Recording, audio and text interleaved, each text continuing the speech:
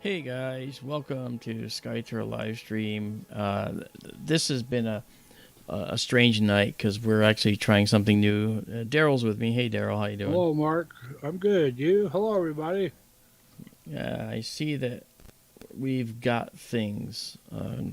We have them dialed in. We actually did about 10 or 12 uh, false start streams tonight just to get this worked out. Why do I say that? Because I'm using our remote setup computer, which is a little tiny box, 5 inches by 5 inches by 2 inches thick, brand new, something I've never done before, but it fits in a backpack, and everything I use with it will fit in a backpack, so it gives me the opportunity to actually do a very important thing, and that is to be able to take this anywhere in the country, or the world for that matter, and connect to the observatory and do a remote live presentation, because I have to do that. In just a couple of weeks, I'm doing this in California for the first time ever, SkyTour on the road, so it's going to be kind of interesting. Hi guys in the chat, thank you for hanging out. Michael Hedrick's with us, and Terry Haig is with us. Izabela is here. Izabela sent you a Skype message. Did you see it? I do now, yes. Okay. She's All right. poor thing. She's sick. Oh no. What's the matter, Izabela? Her tooth's bothering her. Ugh. That makes me crazy. I had one where, you know how sometimes cold makes a tooth go crazy? I had one where it wasn't the cold, it was actually heat. And in order to not suffer all night long, I had to every 30 seconds take a sip from a water bottle like this one and make sure that water bathed the tooth, because the cold actually made it numb, which is strange. Pretty cool. I know we're late, guys. It's going to be a very short stream, but I wanted to do a status check on the supernova. You can see it right there, right? It's right there in the view here, right there, and it's looking really interesting now. It looks like, from what Daryl was saying earlier, he's comparing the size of, or the brightness of this right here to the brightness of the galaxy core, and you'll notice that it's much brighter. I mean, overall, the brightness of the galaxy is lower than this object here. So that's pretty cool. So we've got our supernova in M101. It's a little brighter tonight. And if you haven't seen it yet, go look at the video I did, last year, called, what was it? I can't believe I can't remember my own video name. Something about the dark. What's wrong with me here? In any case, it's not in the live streams. It's actually in the regular data, and I'll tell you right now what it is. Well, I'll try to anyway. I will be able to tell you that in a second. There we go. Okay, I'll tell you now. All right, it's called A Sea of Dark. A sea, like ocean, S-E-A, of dark. So check it out. It's really interesting because the cover image on it is Measure 101 that we took. So I think that's pretty cool, and it's from last year, at least. So it's kind of cool. All right. Now, you may find when you're looking at the stream that it only goes to 720. If that's true, let me know. If you try to change to 1080, does it go? And I'd like to know. If it doesn't, then it makes sense. Because I did... What? No, it only goes to 720 for me. Okay. So that means that the bit rate, I dropped it down to 2,000 from 4,500. And so I'm gonna have to adjust that to make it go right, because it's really a matter of the bandwidth and what it can send up. This little computer, like I said, it's the size of a freaking you know, a couple of stacked iPhones. It's really not big at all. So that's cool. But the whole point of tonight is to see this supernova. And in fact, let's zoom in on it a little bit.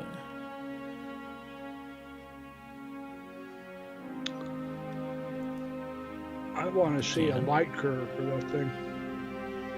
Yeah.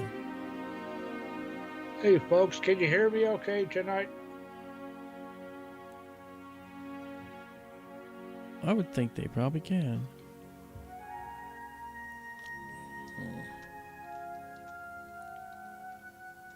How do I sound?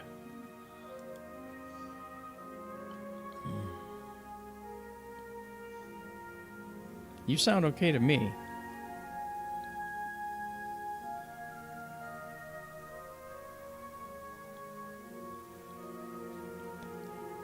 Okay, the screen's gonna go black for a second. And I'm gonna restart the system.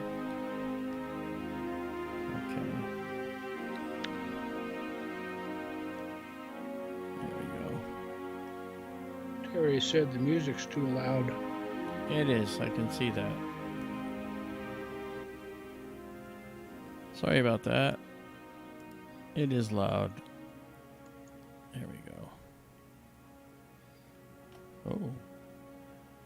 That's that magic gray thing I hate. Why is it doing that? See, that's the thing we don't like. Oh, wait. Wait. Better quality. No, it's on better quality. Okay,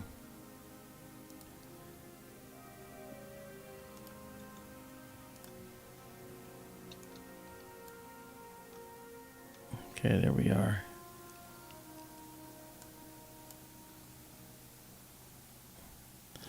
Let's see if we can coax any more data out of this.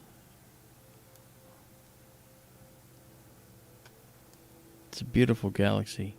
Nice face-on view.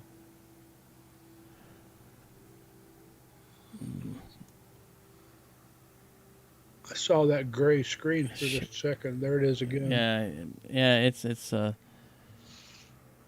problematic, and I don't know what's causing it now.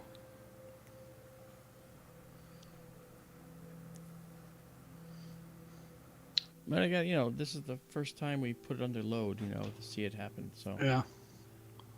So we'll live with it the best we can.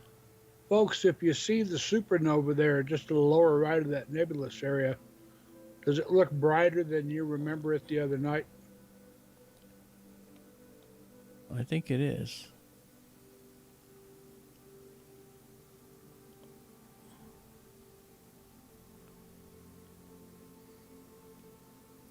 It is. And actually, that's really ticking me off. I gotta figure out why it's doing that. Let's add an unsharp mask to this and sharpening up things. There we go. Now you can see some nice detail in here. There's the supernova right there.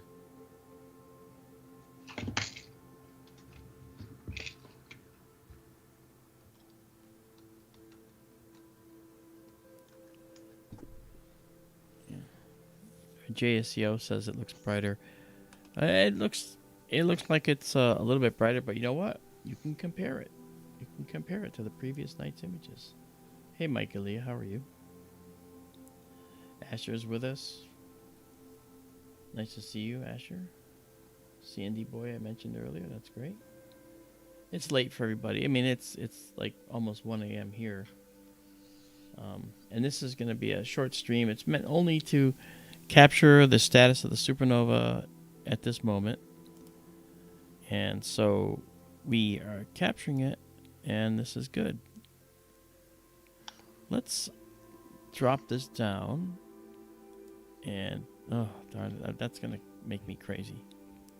There's the supernova right there. Look how bright it is relative to the rest of the galaxy. See that? the rest of the galaxy's missing. Okay. That's pretty cool. Yep.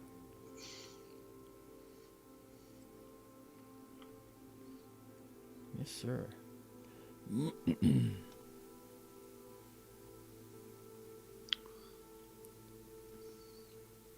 Try something else here while I'm doing it. Michael Hedrick has a comment for you, and you have a second. Where is it? Go up a little bit. He's talking about your 720p. Oh, okay. False. Oh, the false CG background behind my head. No, I don't think so, because it has to do with the bit rate that I set, Michael. And while I was troubleshooting these issues, I set the bit rate from 5,000 down to 2,000, and that's gonna dictate. I think it's gonna dictate the capability. I also had to set my keyframe interval to 4. It was at 8.2, 8.3, and I set it to 4 because we were getting errors starting up the stream. In fact, it wouldn't start. It said that the bit rate, not the bit rate, the keyframe interval was too high. So I set it to 4, and I dropped the bit rate, which I think is going to drop the resolution. So I'll put the resolution back up, but I can't do it now. I have to do it when the stream is stopped, and then start it again. Hello, Gladys. How are you? Good to see you. Genghis is with us. James Dugan. Our stream is short. It's not that long tonight. We're using a new system. As you can see, it makes a gray screen once in a while, which I can't stand. And it's doing this because of this new tiny computer I have. It's literally meant for being on the road. So when I go on the road, I can do this on the road. So it's neat. And I'm really pushing it right now. I think I'm really pushing this little computer to its limits. I'm doing many things. I've got a broadcast screen on the right here, live observatory feed on the left here, and these screens are big, and this tiny little box is driving 2 large screens. Oh, good. Gladys says she was about to go to sleep, and instead she came here. Thank you, Gladys. Justin T is with us. How you doing? Okay. All right, so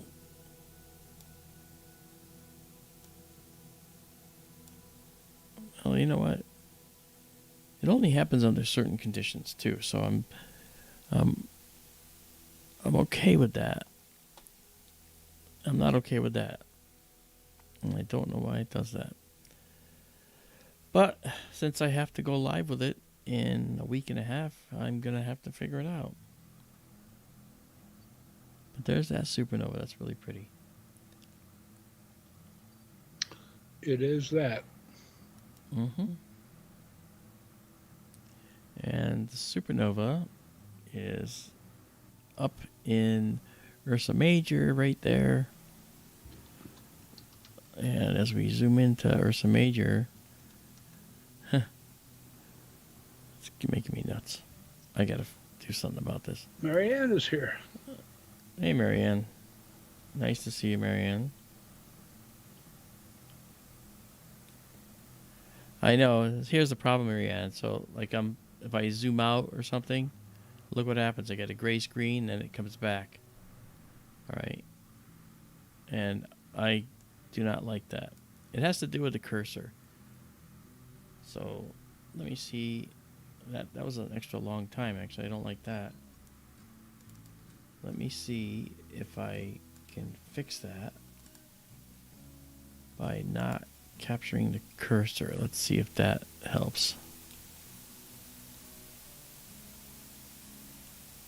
No. I don't know what it's doing. Overloaded graphics. They're Radeon graphics, so it might be. You know, it might be. I had it so it wasn't doing it at all earlier. So I don't know what's going on. So I'm just going to have to just be careful with it and live with it.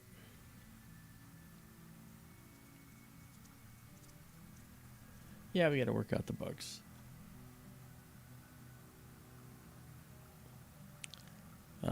Or I send the little computer back and I opt for a more powerful laptop and put everything on the laptop. Because that would be the next step. But laptops don't generally have the same capabilities as these little mini computers. Okay. Let's just darken it up a little.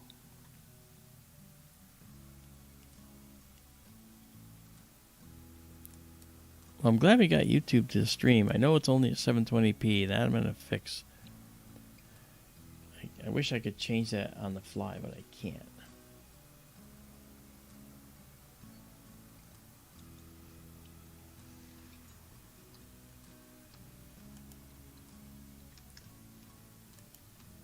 Alright, well, I said multi-adapter capability now. Let's see if that changes anything. Nope, I didn't think so. I already went back into it to take it off. I don't get it. I can't have that doing that in between. It should not do that at all. So you guys are here as we look at the bugs. Mm-hmm.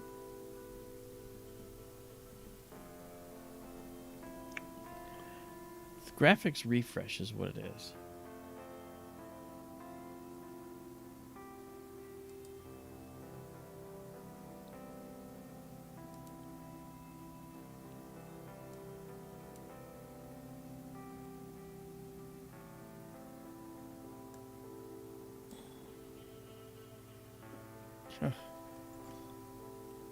Okay, I guess I think we turned Rumble off for tonight. Trying to. Yeah, I did. I didn't go to Rumble tonight because YouTube wasn't working, so I wasn't going to take the chance that Rumble wasn't. I just may need a more powerful, small machine to do this, and they have their limits, and I think I've approached the limits. I may just try to do this all on the laptop starting tomorrow just to try it out. At least it's not a real bug this time, Gladys says. Gladys remembers. Let's go look. So when we come in here, we're going to do an acquisition. We're going to go into a full screen. Do a full screen preview. Alright. And in just a few seconds, that's actually not a gray screen from what you think. That's actually just the gray screen from the AllSky cam. So if I try to move that up, then I get that. Yeah, I'm not going to be able to use this thing for the live shows, unfortunately. I cannot have it do this every single time I move something. There's our night sky. That's Venus setting on the horizon out there. In the western horizon. East, west, north, south. There's the Big Dipper. Some of that may be the moon, too. There is a young moon up now. Is there? Yep. Alright, shows new moon on the... The moon was new day before yesterday at midday. Oh, look at that. Well, that's weird. Okay. Let me look real quick.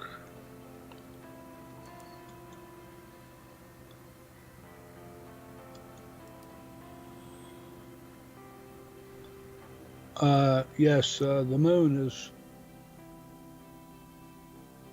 Both are about to set here, and you're a half hour west of me, so they'll be a little higher for you. Okay. It's the moon and Venus together. Yeah, I thought I saw the extra dot near that, so that must have been Venus. It's too bright for Venus.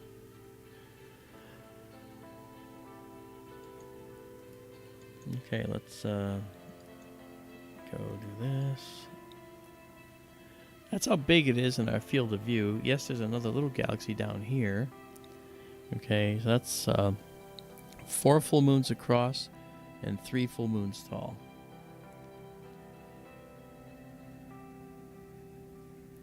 I'm running Windows 11 JSCO.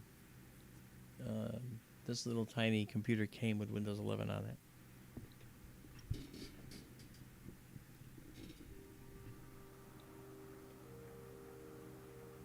Yeah, and there was no bugs there, as you saw.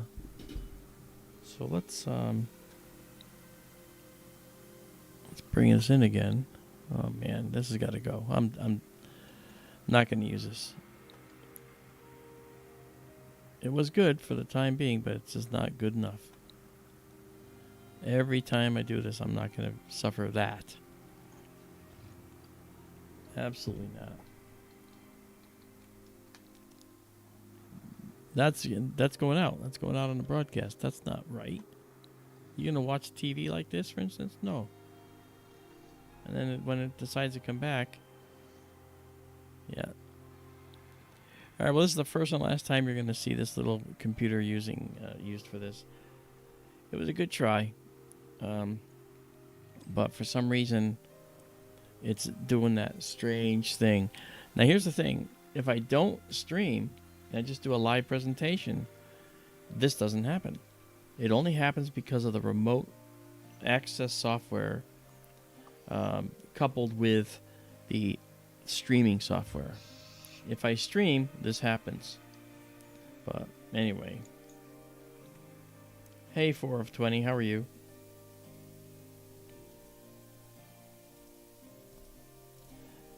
Marianne, thank you for coming in. Oh, Cosmic Ray, this is just a little 5-inch by 5-inch by 2-inch mini computer. Giving it a shot to see what it can do. And as you can see, if I try to move anything or bring something in close, I get that. And the weird thing is, this wasn't happening an hour ago when we had tried to do the stream. Something's happening as time goes on, so I don't know what's going on. I have 16 gig of memory in this little thing. 512 gig hard drive, solid state drive. Now the unit should be good, but Mark, I hear you cutting out sometimes too. Okay, I don't know what that's from. All bets are off now with this machine. Okay. All right. Well, in any case, tonight was just a checkpoint on the Supernova. There it is. We got it here. You can see it. I'm pleased with that. I'm going to save it. We've been saving it to a directory for these right here. These Supernova. It's Supernova M101 with Supernova. So, do you remember what you did to get it all working tonight? Oh, well, yeah, it's saved, but I'm not going to use this machine anymore. So, this was a nice try, but unfortunately, it's not going to work. 4 of 20. I have a Ryzen 5 5500 or 5500 in here. 6 cores. 16 gig of memory, 512 gig of solid state hard drive. But it's using Radeon graphics. The Radeon graphics it comes with it. It doesn't. You can't put a graphics card in this because it's a 5-inch by 5-inch by 2-inch thick box. So that's that. Yes, my face looks lighter today because I'm using a different camera as well. So, um, yeah. But, I'm going to try setting this up on the laptop tomorrow and seeing if the laptop does any better. I don't think it will, but we'll see. Ray, I saw the B lines. I was thinking about those as well, but the reviews weren't good.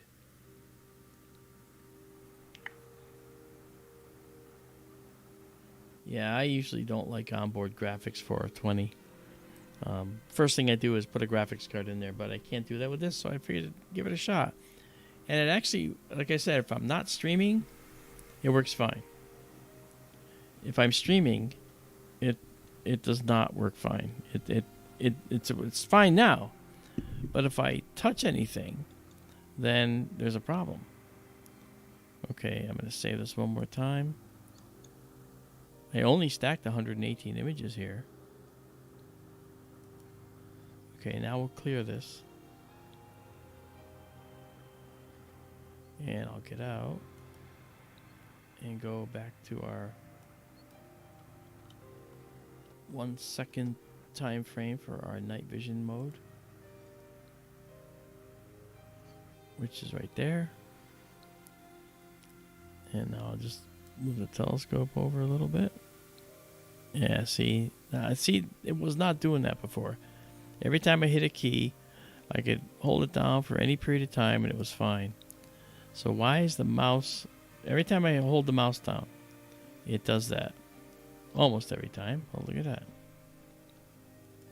So I don't get it. It's like what we saw before the stream with Stellarium, I think. Yeah, see, look at that. And I wonder Okay. if that was actually why my mute button wasn't working. I don't know. The program that's graying out is a remote PC. And I've set this to be able to manage this better. If I set it to better speed, it does it immediately upon anything you do. If I set it to better quality, then the responses are a little bit slower, but you don't get nearly as much of that stuff. So I'm not sure why. I just looked at your pic, Mark. You look like that Pedro Pascal guy, the actor. Yeah.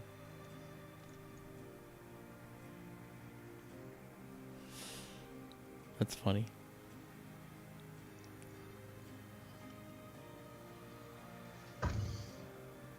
Okay.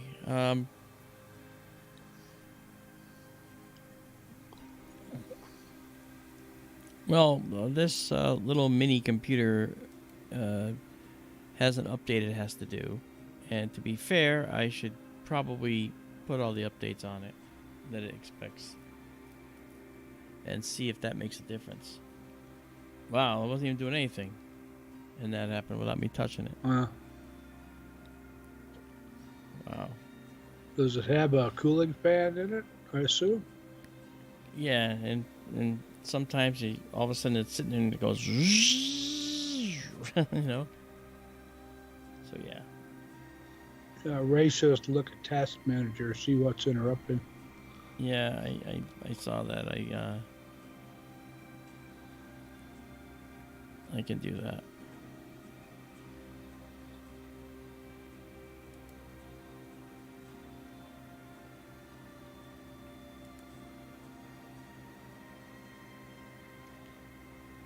Yeah, no problem there, Michael. Okay. I wonder if I can just I'm going to see if I can maybe set high priority on these tasks and get rid of some of the other tasks that are going on in here. Why is It looked like, so much crap in here? if you look at your processes again, it looked like remote PC was really high. Yeah, I gotta see. It should be. It's one of the highest things right now. There's let me find out if it. Let's find out what it has for priority. See, it says normal, so I'm gonna set it to high priority. Bear with me, folks, and I'll set all the processes for remote PC to high priority. Or what? And if that Maybe it was codec. well, if I just set everything with remote PC to high, then I gotta set the broadcast software to that as well. Okay, did I do this one? I may have done this one. I did not. Yes. Okay. So, what this one? I did that one? Alright, I did not. Alright, let me just confirm that they are now. Yep. If this fixes it, I'll stick with it.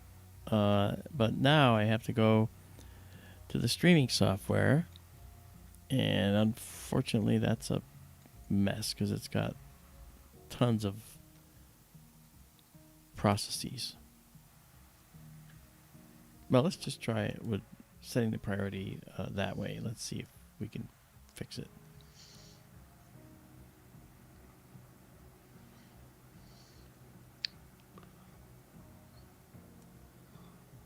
Jeremy, the Sorry. supernova is new. They just detected it a couple of days ago. In fact, you can see it right there. Oh, there we go. That's just great. All right. I'm just testing now to see what happens. Yeah, see, that's...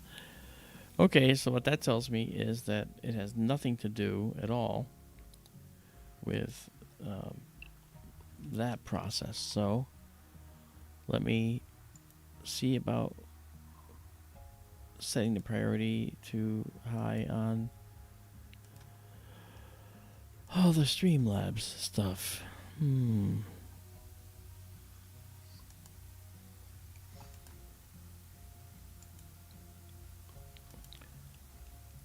You're with me on the test, guys. There you go. So there we are. I think I did that one. I did not.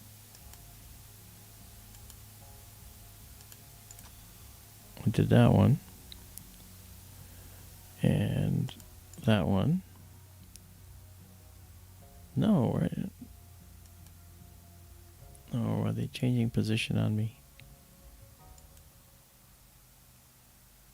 And that's high. Okay, good. Yeah, they changed position. Yes. Can you,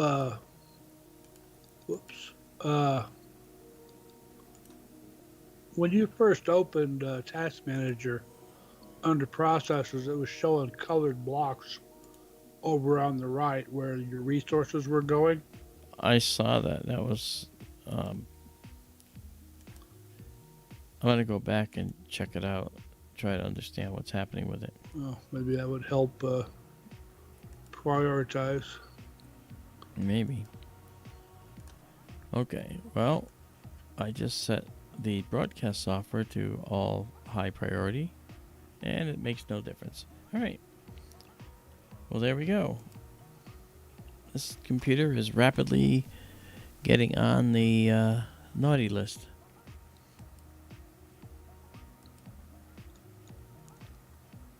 Okay, remote PC, codec engine, very high power usage. Okay.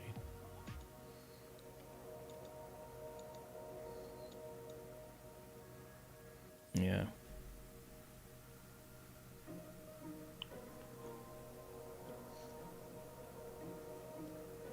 Well, hey, it's kind of fun to be able to run a computer into the ground the first day you use it. All right, we'll just set up. Go gray. There it is. Gray crap. And then let's just let's take one more set of shots, and then we'll call it. This is only gonna be 15 seconds because we don't need much to showcase this.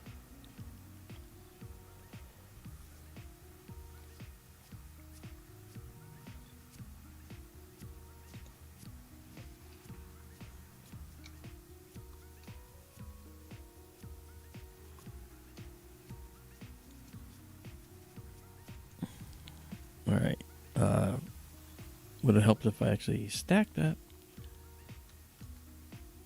All right.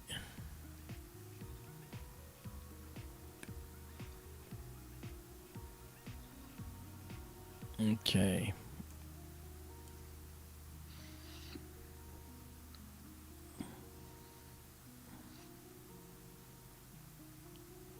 Wow. At the end of the movement,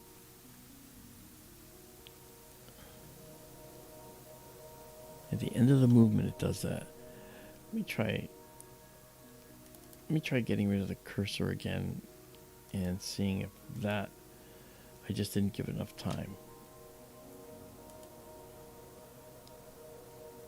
So I'm only moving the image on the screen. It's not changing how it's being stacked.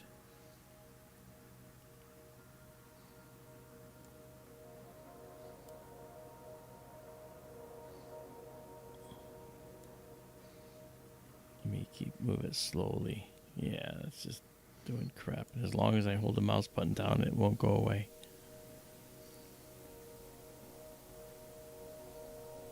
Hey, Jeremy B.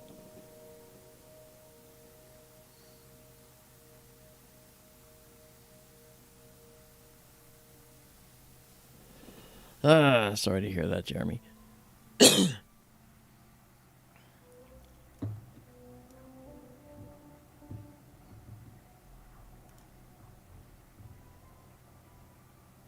There we go. You can see the supernova right here. Or more appropriately, right here.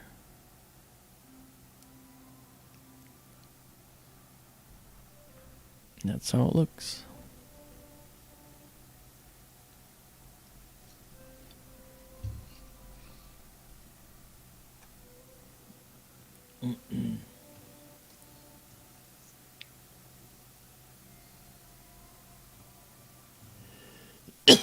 Ray, what do you mean by that?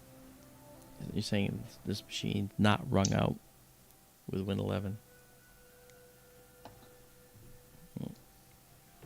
Didn't you say it came with Win 11? Yes. I'm not sure what he means by it's not wrung out with Win 11.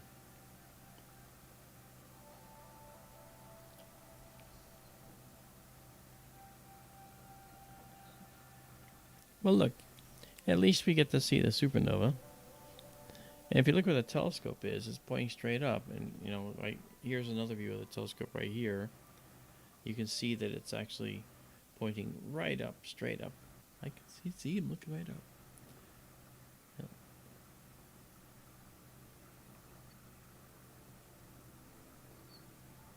Hello, Bonnie. Anahata 77. Bonnie is with us. Hi, Bonnie. Nice to see you. Thanks for joining us. We're actually about to stop because this was just the end result of a test that I was doing to try and get the this new little mini computer to work.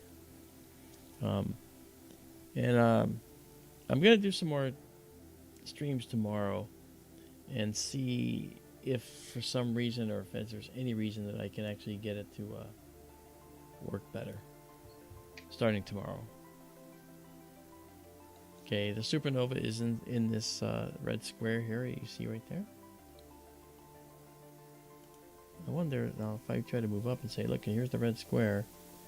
Okay, that's the Supernova. That seems to work okay. It doesn't cause any problems. That's true. Ah. But that works right there. But that's because I'm now in the broadcast software, moving myself around the broadcast software.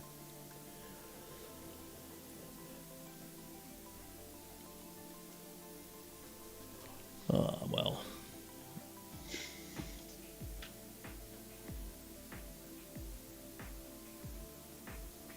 I'm gonna... It's really pretty.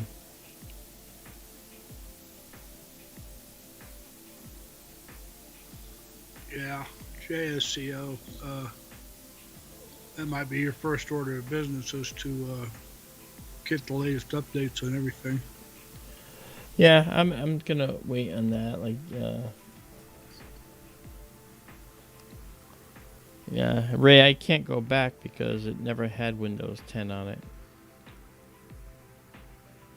I have the latest version of the remote connecting software, the latest version of Streamlabs. So.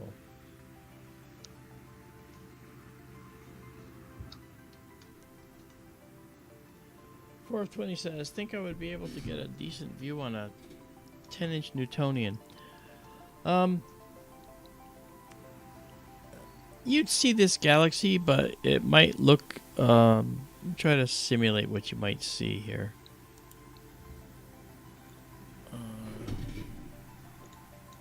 Let me get in here and... I read that people have been picking up the supernova in like 3.5 or 4.5 inch telescopes. Wow. This is what I'm gonna simulate here is about what you... No, that's too dim. But you might see a little bit more than that. Maybe kind of like that. And then if you look directly at the nucleus, you won't see much. But if you look out here, to the right or to the left or up or down, then you might see it looks a little more like this. That's probably what you'd see.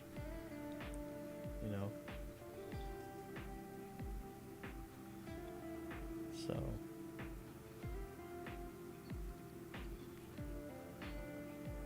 All right, but honestly, it just looks so much better when we can do our connection. It looks to me like we lost focus too along the way. I see that the focus has died.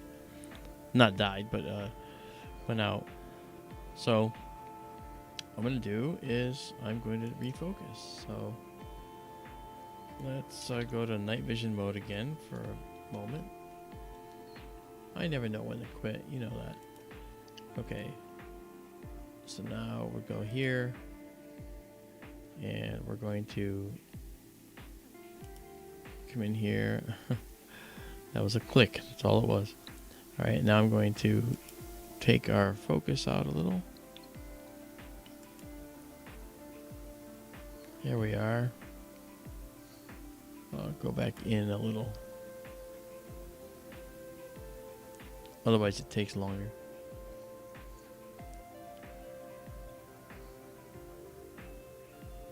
All right.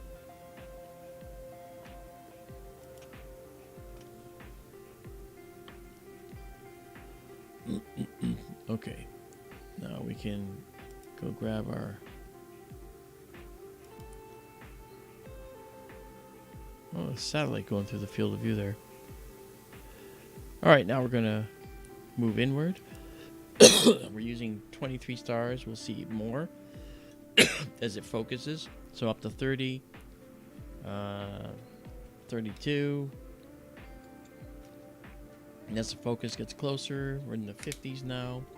50, 60 stars it's using for the focus calibration. 81 stars in the field of view. Where are those stars? Well, let's be clear. They are hidden in the gray. Yeah, this computer's done. I'm going to do the installation of the other stuff and we'll see what it comes up with.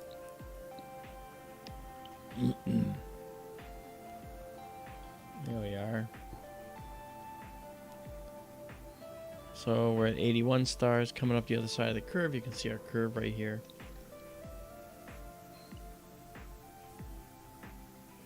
Correct, Ray.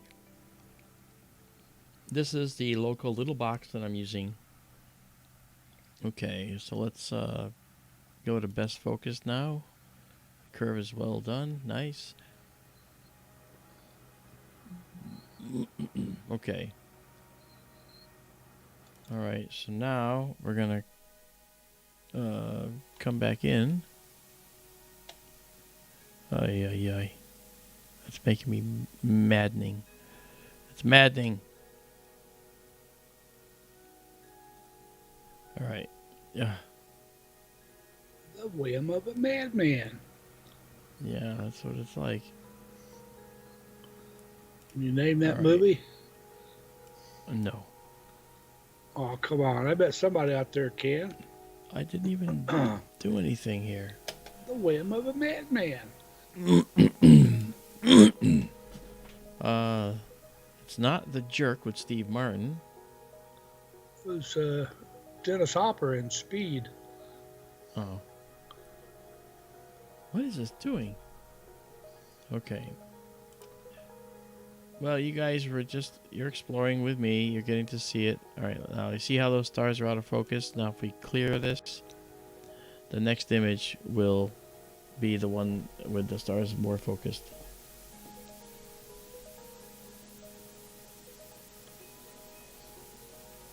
Oh yes, this has all been fully set up, JSCO. Thank you for that suggestion.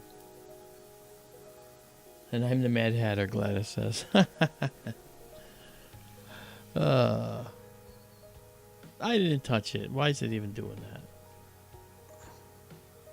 I think it's overheating. Actually, I touch it. It's actually pretty warm. But that's the computer. You gotta remember, there's other screens that are all up and running, and everything seems to be fine.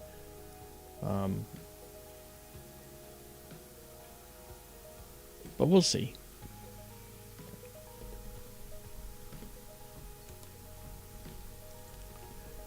The weird thing is it wasn't doing it earlier, and now it's doing that. So that's kind of upsetting.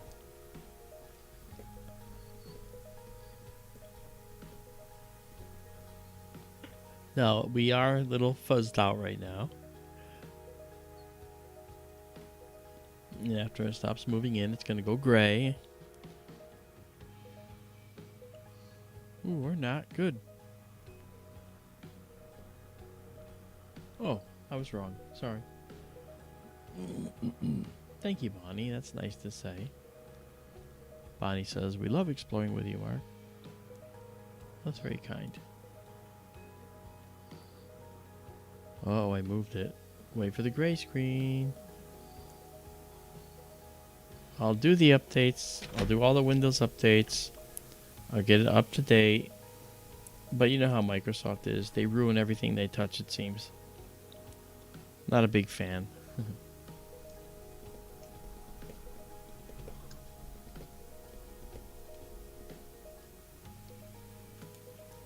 I gotta do something here.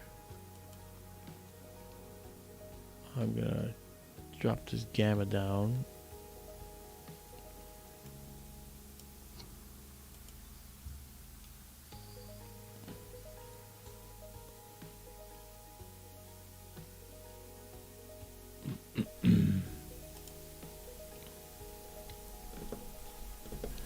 Nice color in the galaxy tonight. You can see the blue spiral arms where the young hot stars are. You can see the nebulae, the red areas, the red, beautiful red areas. Those are nice. Those are the stellar nurseries. I'm going to capture my cursor again to see if that does anything. Here's the cursor now. Yeah. I don't think it had any effect on what the gray screen happens or not. It sometimes happens, it sometimes doesn't.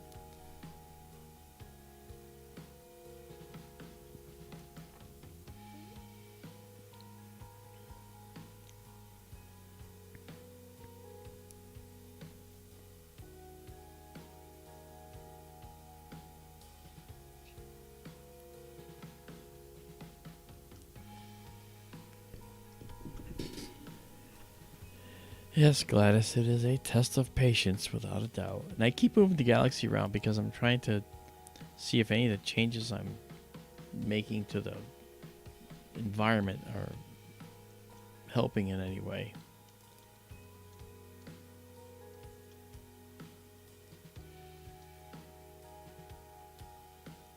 That's what happens.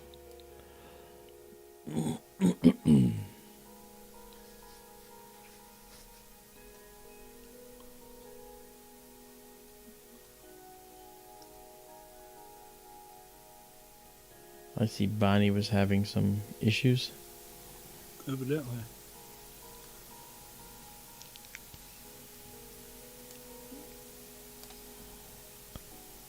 Okay, let's see if we can drop this a little.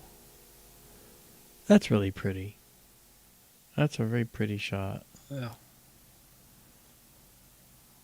Really nice. Okay, and for those that may not know, this is Measure 101, and this is the galaxy's supernova that we're looking at right there. That's a single star that has blown up in that galaxy 20 million plus light years away, and it can do what most times can happen in a galaxy like this. It can outshine by far the galaxy's overall brightness. But it's a short-lived event. It goes like this for a few weeks, and maybe for 2 to 3 months total. It'll be bright, and then diminish in brightness. Now, we're looking at it now. We're seeing it. It's hot and it's blue because it just blew up. The hottest things in the universe are blue hot. White hot is less, lower temperature, actually. So this blue hot object that you're seeing right here will wane, and we're going to keep watching it over the coming weeks, and you'll see it go from blue to orange as it starts to cool, because that's an expanding cloud of star guts, if you will, expanding out into the universe. So it's really quite interesting to watch this, see how this all happens. But keep your eye on that supernova, and we will do so with you as well. Things can get hotter than blue, but when they then it they gets into do so, they're no ultraviolet. longer visible. Yeah. Well, O stars, the hottest stars in the universe, are blue visually, but most of their radiation is in the ultraviolet, the higher frequency than you can actually see. Yep. And sometimes even X-rays, and in extreme cases, gamma rays.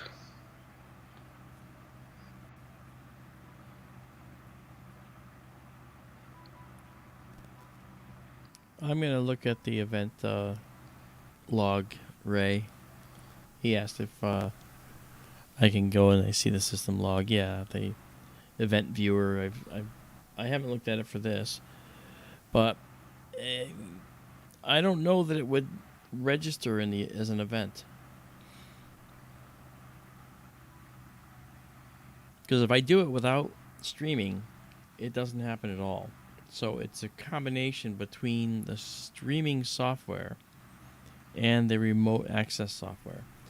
What that means is it could just be an overload of the system. And that could be. Hey there, M. Turner. And Luciana, is she here?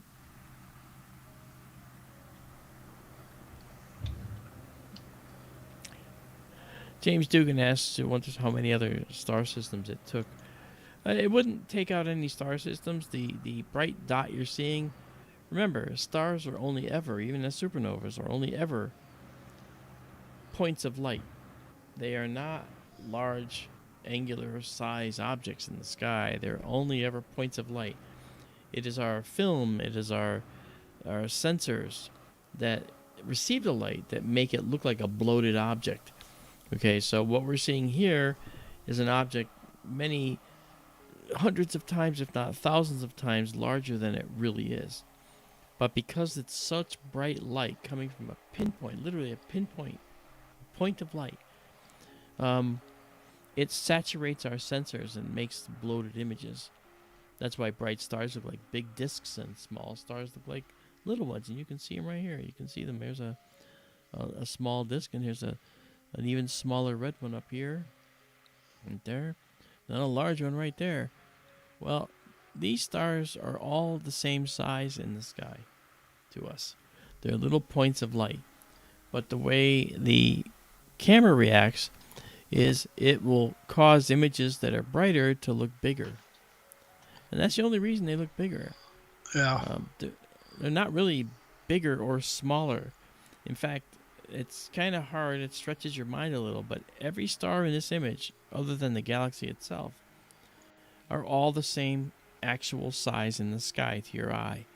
It's just that the film, or the camera sensor, will capture it based on its brightness and make it look bigger or smaller. I dare say they're all foreground objects too. Oh yeah, all these these are all foreground objects, and we're like looking through the stars that are here, and the galaxy's way out here, millions of light years away, tens of millions of light years away beyond them. So we're looking through a veil of stars. One thing though, Ray, any life around other stars within some distance from the supernova, maybe 100 light years, maybe 150, they could have very well been affected by it. Of course, this was all 20 million years ago. Yeah, I think that safe space distance is probably on the order of 12 to 14 light years, depending on the mass of the star that blew up. If it's a hypernova, then the range is increased dramatically. If it's a kilonova, less than a hypernova, it's going to be smaller but still a massive range of many light years. If it's a regular supernova, we have an idea of the energy that those put out. This is called a core collapse supernova. The core of the star collapsed when its fusion fuel ran out. And so that's what we're seeing here. And those, we have a pretty good idea based on the mass of the star, how much energy they put out. And based on that, it turns out that if you're closer than 10 light years or so to one of those, you may have some significant things to worry about. More likely in the radiation range rather than the actual debris range. But a supernova debris cloud can spread out far and wide. And it'll just take many hundreds or thousands of years for it to move out to stars that might be several tens of light years away.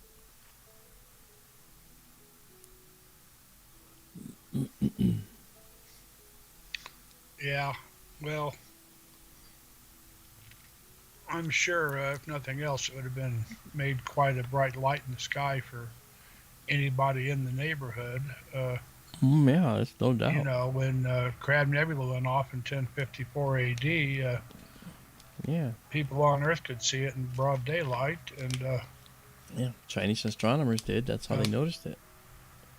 And I mentioned before that biggest explosion that ever happened that was in the news a while back. That thing was like 1 billion or 2 billion light years away, and it had noticeable effects here on Earth.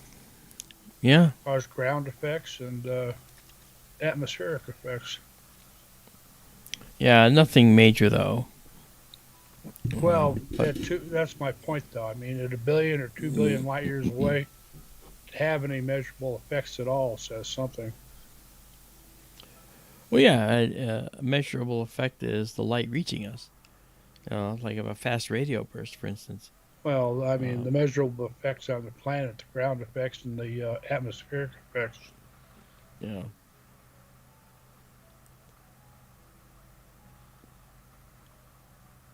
Gladys says, Hey, Mark, I read somewhere that if we want to leave our galaxy someday, it'll take like 98 generations of humans on a spaceship. Is that true? I let's say if we wanted to leave now, it would take 98 generations, maybe more, depending on how fast we can go. It's all a matter of how fast we can go. However, um, if the technology makes it into the forefront that could utilize interdimensional travel, which is not far-fetched anymore,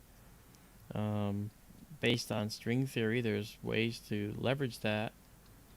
In fact, specifically, if you're interested, Randall Sundrum 1, Randall, spelled like it sounds, and then Sundrum, S-U-N is in November, drum, like ba-da-ba-dum.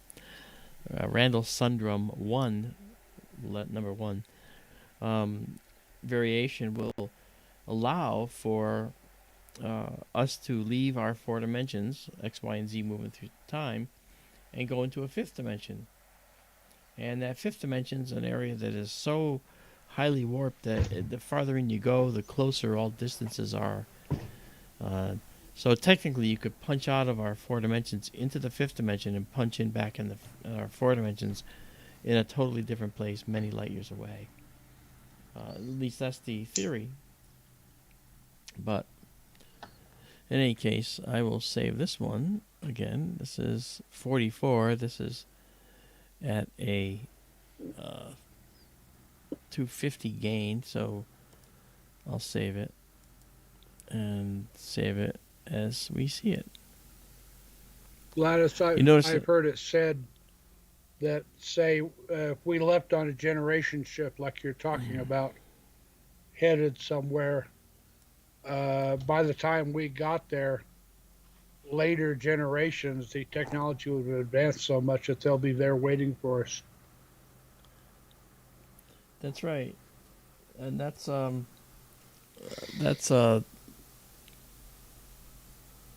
storyline for a science fiction TV show that's out right now. The Ark? Yeah. I haven't seen that. These people leave on an ark that left Earth, and there were 15 arks. And by the time Ark 1 gets out near Alpha Centauri, Ark 15 is already there. And the difference in time was many, many years, because these were supposedly generation ships. You know, where they went into hibernation and woke up, kind of a thing, as well. So, kind of cool. James has a question. I asked him to rephrase it. Okay. If something like a supernova went off from 50 light years away from our point of view, how would it interact with Earth, with our atmosphere, magnetosphere? Would we see auroras, other effects? It would depend, especially on the mass of the star that went through the process. So that's something to consider.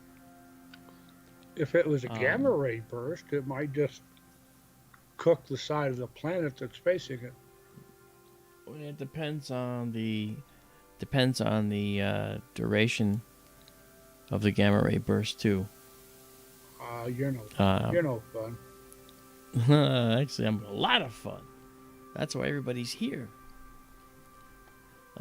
So this, I've determined now that this computer that we're using, this little mini computer, will be getting one more chance. So I'll be adding all the updates that it needs, and then I'll try and see if that fixes any of the problems. And if it does, I will go with it. If it doesn't, I will return it and worry about trying to outfit my laptop. So that'll happen. Justin T says, great show. Thanks, man. It's very good of you to say that. It's a different layout tonight. My head's down here. You know, I'm not like facing this way. The camera's up there now.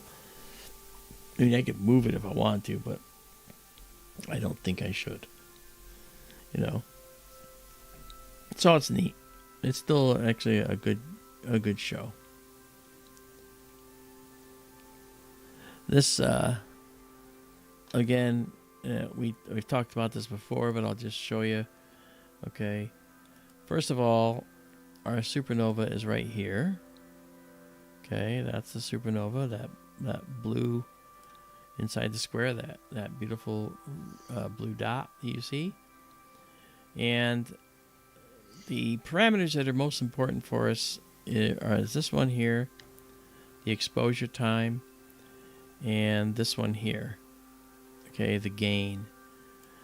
Those two things drive a lot. Now, all these other areas, very important. Obviously, this is the focus area, okay, and right here, and this is our live stack. You know, for the stack, we take a picture and then we take another one, align it with the first one, and stack it, and we make an image sandwich of aligned images all the way up. And so all the dim stuff rises to the top. Meanwhile, all the noise out here around all this stuff that's inconsequential, gets averaged out. You can't average out a spiral arm. It's the same every exposure, but the noise is different. So you can average it out. So I think it's important to keep in mind that our system is designed to produce the fastest possible photo in the shortest amount of time and deliver really nice results, you know. And so far, that seems to be doing it. So I'm okay with it. What I'm not okay with, unfortunately, I'm not okay with the gray screen poopy that we get. You know, if I'm not touching the screen, it's fine, but I have to touch the screen. You know, I sometimes have to move things over. You know, and then when I do that, I get a gray screen that pops in, and I'll be testing. You know, and again, like I said, not all the time. I think it happens when I start doing more of it. See, I don't know. Yeah. And for me, when I do that, okay, what's going gray is the entire window.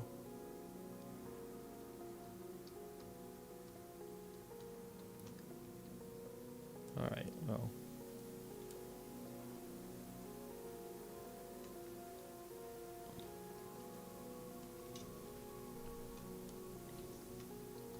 Now when I want it to happen, it doesn't happen. Oh, there we go. Okay.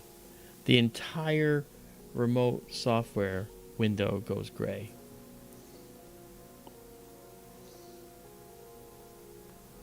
It's probably,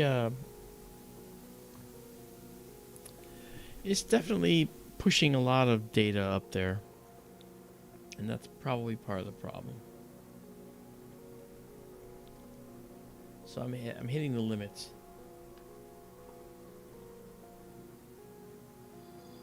Well, I'm about to turn into a pumpkin. Okay. Oh my gourd. Oh God. Don't fall down. You'll end up being squash. Grown. Grown? Grown, right. I said. Mm-hmm. Groan. Oh, I thought it was GROWN, grown in a pumpkin patch. But I'm bummed. All right, guys. Well, since Daryl's falling asleep at the wheel, we'll call it. I said it was only going to be a 15-minute stream, and that turned out to be untrue. I just flew in from Chicago. Oh boy, are my arms tired. Funny. All right, then. Well, look. I'm glad that we actually got it to work as well as it did. You know, that's something that I think is a testament to the fact that, used properly, this little machine might do a great job.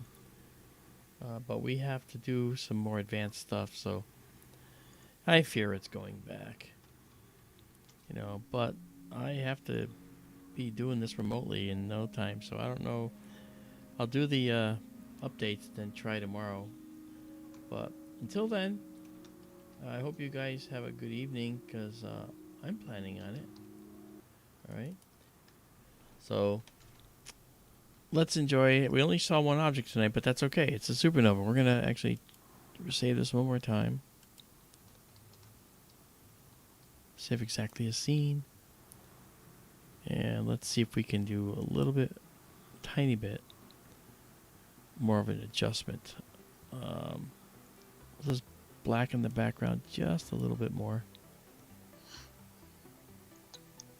And let's try to just average out some of that noise right here.